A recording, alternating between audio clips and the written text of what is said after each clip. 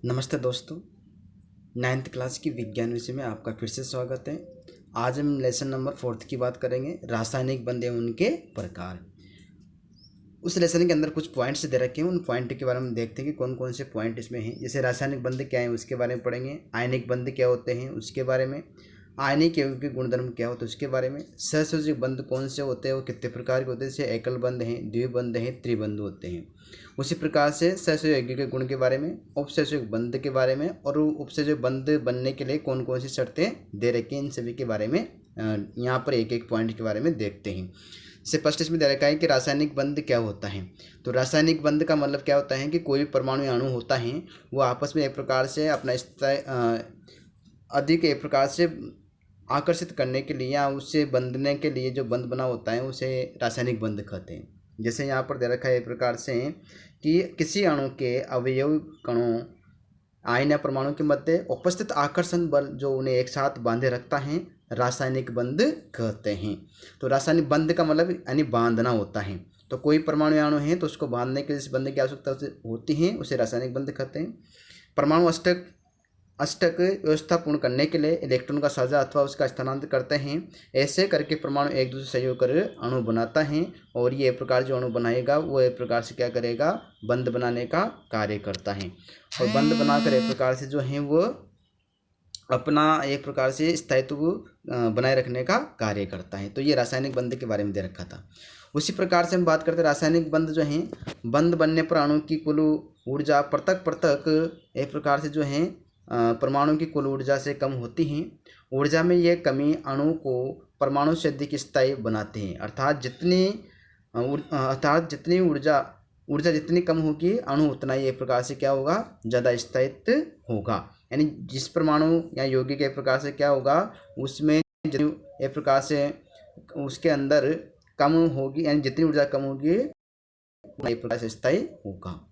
अब हम बात करते हैं एक प्रकार रासायनिक बंध के प्रकार। तो रासायनिक बंध के जो प्रकार हैं वो कौन कौन से होते हैं, जैसे हम यहाँ पर पहले बात कर चुके हैं। सहसंयोजक बंध हैं, उपसंयोजक बंध हैं, आयनिक बंध हैं और धात्विक बंध हैं। तो इन बंधों के बारे में देखते हैं। जैसे यहाँ पर जो भी बंध दे रखे हैं उन बंधों के बारे में हम डिटेल से पढ़ते हैं। जैसे इसमें दे रखा है एक प्रकार से कौन सा बंध है, आयनिक बंध। तो आयनिक बंध का मतलब क्या हुआ कि कोई भी जो धन विद्युत तत्व होते हैं वो इलेक्ट्रॉन को एक प्रकार से त्याग कर या ग्रहण करके जो एक प्रकार से यहाँ पर बंध का निर्माण करते हैं वो क्या कहलाएगा, आयनिक बंध कहलाता है। धन विद्युतीय तत्व सोडियम का इलेक्ट्रॉन विन्यास 281 होता है। इसके बाहरी कोश में एक इलेक्ट्रॉन होता है जिसे ऊर्जा प्रदान कर आसानी से हटाया जा सकता है। यानी जो भी इसके बाह्यतम कोश में से हम बात करते हैं सोडियम की, इसका इलेक्ट्रॉन है 2, 8 और 1 होता है। जिसे एक इलेक्ट्रॉन को एक प्रकार से हटाने पर एक प्रकार से जो है इसके बाह्यतम कोश में जो इसका इलेक्ट्रॉन विन्यास बचेगा 2, 8 बचता है, और एक इलेक्ट्रॉन इसने त्याग दिया है। तो जो त्यागने पर ये एक प्रकार से यहाँ पर इसमें जो आवेश आता है वो धन आवेश उत्पन्न होता है, और इसमें जो हटाने के लिए जो ऊर्जा प्रदान किए जाते हैं उसको हम ये प्रकार से क्या कहते हैं, आयनन एंथैल्पी कहते हैं। आगे हम देखते हैं प्रकार से किस प्रकार से जो है ये यौगिक का निर्माण होता है। यहाँ पर सोडियम के बाद में हमने यहाँ पर बात करी है एक प्रकार से क्लोरीन परमाणु की। तो इसके विपरीत क्लोरीन 2, 8, 7 के बाह्यतम कोश में एक इलेक्ट्रॉन जोड़कर स्थायी विन्यास 2, 8, 8, 1 प्राप्त होता है। जैसे इसके बाह्यतम कोश में 2, 8, 7, 7 एक इलेक्ट्रॉन होता है।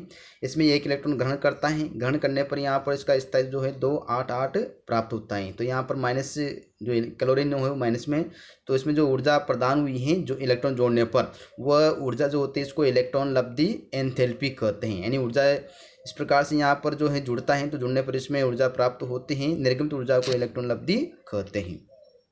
नेक्स्ट हम इसके बात करते हैं प्रकार से सोडियम और इलेक्ट्रॉन किस प्रकार से यहाँ पर मध्य इसके अणु जो है यहाँ पर बंध का निर्माण होता है वो बंध आयनिक बंध कहलाएगा। जैसे हम बात करते हैं यहाँ पर सोडियम की और क्लोरीन की बात करते हैं। तो सोडियम के बाह्यतम कोश में एक इलेक्ट्रॉन होता है और इसमें एक इलेक्ट्रॉन खाली होता है। ये सोडियम से एक इलेक्ट्रॉन ग्रहण करता है, तो यानी यहाँ पर सोडियम क्लोराइड जो यौगिक होता है उसका निर्माण होता है। जब सोडियम परमाणु क्लोरीन के साथ अभिक्रिया करता है तो सोडियम परमाणु एक इलेक्ट्रॉन त्यागता है तथा क्लोरीन परमाणु एक इलेक्ट्रॉन ग्रहण करता है। तो इसके बाह्यतम कोश में 2, 8 और 1 होता है। इसके बाह्यतम कोश में 2, 8 और 7 होता है। तो ये सोडियम से एक इलेक्ट्रॉन ग्रहण करता है। ग्रहण करने पर यहाँ पर जो प्रकार से ऊर्जा प्राप्त होती है उस ऊर्जा को हम यहाँ पर देखते हैं कि एक सोडियम परमाणु यानी यहाँ पर जो हम बात करते हैं, एक सोडियम परमाणु एक क्लोरीन परमाणु के मध्य आयनिक बंध द्वारा सोडियम क्लोराइड अणु का निर्माण करता है। तो ये है, ये प्रकार से यहाँ पर परमाणु का निर्माण किस प्रकार से होता है। आगे हम बात करते हैं इसके सोडियम जो परमाणु हैं, यहाँ सोडियम धनायन होता है, क्लोरीन ऋणायन होता है। तो सोडियम जो है प्रकार से धनायन किस प्रकार से होता है और क्लोरीन किस प्रकार से ऋणायन होता है। तो सोडियम के पाइतम कोष में 2, 8 और 7 यहाँ पर जो है 2, 8 और 1 इलेक्ट्रॉन इसमें पाया जाता है। और इस इलेक्ट्रॉन को जो है यह प्रकार से जैसे इसे 2, 8 और इसके पास 1 होता है, इसके जो है 2, 8 और बाह्यतम कोष में 7 होता है। तो ये एक जो इलेक्ट्रॉन लेगा सोडियम जो है यहाँ पर इलेक्ट्रॉन देता है किसको, क्लोरीन को। तो इसके यहाँ पर जो इसके बाह्यतम कोष में 2, 8, 8 इलेक्ट्रॉन हो जाते हैं। तो इसके पास तो फिर बाद में कितने बचते हैं, 2, 8 बचेंगे। और इसके बाह्यतम कोष में जो है 2, 8 और 8 इसके इलेक्ट्रॉन हो जाते हैं। तो इस प्रकार से ये यहाँ पर आयनिक बंध का निर्माण करते हैं। फिर हम आगे बात करते हैं, इलेक्ट्रॉन के स्थानांतर के फलस्वरूप 2 विपरीत आवेश युक्त आयन प्राप्त होते हैं, जिनके मध्य परस्पर स्थिर विद्युत आकर्षण बल लगता है, जो दोनों को एक साथ बनाए रखता है। फलत दोनों टेमों के मध्य एक रासायनिक बंध निर्मित हो जाता है। विपरीत आवेश युक्त अणुओं के मध्य उपस्थित स्थिर विद्युत आकर्षण बल को आयनिक बंध कहते हैं। इसे विद्युत सहसंयोजक बंध भी कहा जाता है। और ये जो प्रकार से बंध बनाता है आयनिक बंध युक्त यौगिक क्या कहलाएंगे, आयनिक यौगिक कहलाते हैं। यानी आयनिक जो बंध युक्त प्रकार से यौगिक होते हैं उसे ही क्या कहते हैं, आयनिक यौगिक कहा जाता है। फिर हम बात करते हैं प्रकार से जो यहाँ पर सोडियम और क्लोरीन होता है, किस प्रकार से इलेक्ट्रॉनों का आपस में यहाँ पर जो है निर्माण करते हैं, किस प्रकार से लेन देन करते हैं। आयनिक यौगिकों के क्रिस्टल में आयन इस प्रकार उपस्थित रहते हैं कि प्रत्येक धन आयन कुछ निश्चित ऋणायनों द्वारा घिरा होता है तथा ऋणायन धनायनों द्वारा घिरा होता है। फलस्वरूप संकुलित आकृति बनाते हैं। जैसे सोडियम क्लोराइड के क्रिस्टल में प्रत्येक सोडियम धनायन यानी यहाँ जो सोडियम होता है 6 क्लोरीन आयनों तथा 1 क्लोराइड 6 सोडियम आयनों से घिरा होता है। इन तीनों को आपस में बांधने वाला आकर्षण बल पूर्ण और शुद्ध रूप में स्थित विद्युत आकर्षण बल ही होता है। समान संख्या में धन व ऋण आयन होते हैं और क्रिस्टल विद्युत जो एक प्रकार से उदासीन प्रकृति के पाए जाते हैं। तो ये इसके एक प्रकार से इसमें दे रखा था आयनिक बंध और जो यहाँ पर क्लोरीन और सोडियम के मध्य पाया जाता है। फिर आगे हम बात करते हैं कि जो आयनिक यौगिक होते हैं उसके गुणधर्म क्या होते हैं, जैसे प्रकृति के बारे में बात करते हैं। तो आयनिक यौगिक सामान्यतः क्रिस्टलीय ठोस कठोर तथा भंगुर प्रकृति के होते हैं। इसकी गलनांक खवतनांक की बात करते हैं तो अधिक इसके जो हैं उच्च गलनांक खवतनांक होते हैं। आयनिक क्रिस्टल में आवेशित आयनों के मध्य प्रबल आकर्षण बल होने के कारण इन्हें तोड़ने के लिए अधिक ऊर्जा की आवश्यकता होती है।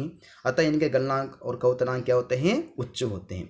विलेयता की अगर हम बात करते हैं तो ये जो है ध्रुवीय विलायकों में विलेय होते हैं और अध्रुवीय विलायकों में एक प्रकार से ये जो है अविलेय होते हैं। जैसे आयनिक यौगिक ध्रुवीय विलायकों जैसे यहाँ पर जल में विलेय होते हैं, तो अध्रुवीय विलायकों जैसे बेंजन ईथर में ये अविलेय होते हैं।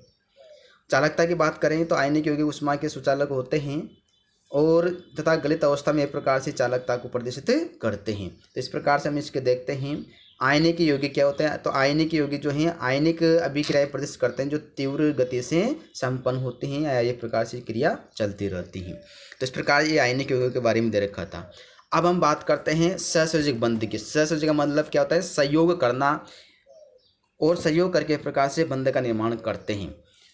जैसे यहाँ पर दे रखा है सहसंयोजक बंध जो आयनिक यौगिक होते हैं, इसके अतिरिक्त कुछ अणु ऐसे भी होते हैं जिसमें आयन नहीं होते और ये प्रकार से बंधों का निर्माण करते हैं। आयनिक यौगिकों के अतिरिक्त ऐसे यौगिक भी होते हैं जिनके अणुओं में आयन नहीं होते हैं। जैसे जल की बात करते हैं तो यहाँ पर जल जो सूत्र होता है इसका H2O होता है और ये H2O एक प्रकार से यहाँ पर जो है इलेक्ट्रॉन का साझेदारी करके एक बंध का निर्माण करते हैं। तो इस बंध को आयनिक बंध कहते हैं। इसी प्रकार से जो यहाँ पर हैं, इसी प्रकार अधातु तत्वों के अणुओं में भी आयनिक बंध नहीं होते हैं। जब 2 परमाणु ऐसे बंध से जुड़ते हैं उनकी उत्पत्ति जो यहाँ पर हैं, उत्पत्ति के बारे में अगर हम बात करते हैं तो उत्पत्ति जो है इसमें आबंधित परमाणुओं के मध्य एक या अधिक संयोजकता इलेक्ट्रॉन की साझेदारी द्वारा संपन्न होते हैं, उसे आयनिक बंध कहते हैं, सहसंयोजक बंध कहा जाता है। तो यहाँ पर इलेक्ट्रॉनिक के साझे द्वारा इलेक्ट्रॉनिक की साझेदारी द्वारा उत्पन्न यहाँ पर जो ये जो है बंध की क्रिया संपन्न होते हैं, तो इसे एक प्रकार से क्या कहते हैं, सहसंयोजक बंध कहते हैं। जैसे आगे इसमें दे रखा है किस प्रकार से बंध का निर्माण करते हैं। जैसे यहाँ पर सहसंयोजक बंध हैं, तो सहसंयोजक बंध जब दो या दो से अधिक परमाणु संयुक्त होते हैं तो अष्टक प्राप्त करने के लिए बाह्य कक्ष के इलेक्ट्रॉन का साझा कर इलेक्ट्रॉन युग्म बनाते हैं। इस प्रकार बने बंध को क्या कहते हैं, सहसंयोजक बंध कहते हैं। इसे हम यहाँ पर बात करते हैं कि एक इलेक्ट्रॉन साझेदारी करने से एकल बंध का निर्माण होता है, दो इलेक्ट्रॉन की साझेदारी करने से द्विबंध का निर्माण होता है, और तीन इलेक्ट्रॉन साझेदारी करने से क्या होगा, त्रिबंध का इसमें निर्माण होता है। तो इस प्रकार से हम देखते हैं कि वे यौगिक जो एक प्रकार से क्या होते हैं, सहसंयोजक बंध, इसमें सहसंयोजक बंध उपस्थित होते हैं, उन्हें सहसंयोजक यौगिक कहा जाता है। तो सहसंयोजक बंध में उपस्थित जो होते हैं उसे सहसंयोजक यौगिक कहा जाता है। इसे हम बात करते हैं यहाँ पर कि जो है एकल बंध क्या होता है, द्विबंध क्या होते हैं, उसके बारे में बात करते हैं। परमाणु अपने संयुक्ता कोष के एक इलेक्ट्रॉन को परस्पर साझा करते हुए अपने अपने अष्टक को पूर्ण करते हैं। इस प्रकार साझे द्वारा उत्पन्न इलेक्ट्रॉन युग्म बंध को एकल बंध कहते हैं। जैसे यहाँ पर क्लोरीन की बात करते हैं, क्लोरीन इस प्रकार का एकल बंध होता है। क्लोरीन का एक इलेक्ट्रॉन विन्यास 2, 8 और 7 होता है, और ये एक इलेक्ट्रॉन के बंद करने से यहाँ पर ये है एकल बंध का इसमें निर्माण होता है। जैसे हम इसके आगे चित्र में इसको बताते हैं किस प्रकार से यहाँ पर जो है ये क्रिया करते हैं। जैसे यहाँ पर 2 इलेक्ट्रॉन दे रखे हैं और दो परमाणु दे रखे हैं। क्लोरीन आपस में एक प्रकार से इलेक्ट्रॉन साझेदारी करते हैं, तो एक साझेदारी करने से इसके पास भी 7 है और उसके पास भी 7 है। बाह्यतम कोष में एक साझेदारी करने से अष्टक पूर्ण होता है, तो यहाँ पर एकल बंध का निर्माण होता है। उसी प्रकार से हम बात करते हैं दो परमाणुओं के मध्य की बात करते हैं। तो जब दो परमाणु अपने संयुक्ता कोष के दो इलेक्ट्रॉन को परस्पर साझा करते हुए अपने अष्टक पूर्ण करते हैं, इस प्रकार साझे द्वारा उत्पन्न इलेक्ट्रॉन युग्म को द्विबंध कहते हैं। जैसे यहाँ पर हम ऑक्सीजन की बात करते हैं, इसके बाह्यतम कोष में 6 इलेक्ट्रॉन होते हैं, 2, 2, 4 और 2, 6। उसी प्रकार से दूसरे परमाणु के पास भी कितने होते हैं, 6 इलेक्ट्रॉन होते हैं। यहाँ पर 2 इलेक्ट्रॉन की साझेदारी हुई है, और 2 इलेक्ट्रॉन की साझेदारी करने से इन दोनों के मध्य द्विबंध का निर्माण हुआ है। उसी प्रकार से त्रिबंध इसमें दे रखा है। जब दो परमाणु अपने संयुक्ता कोष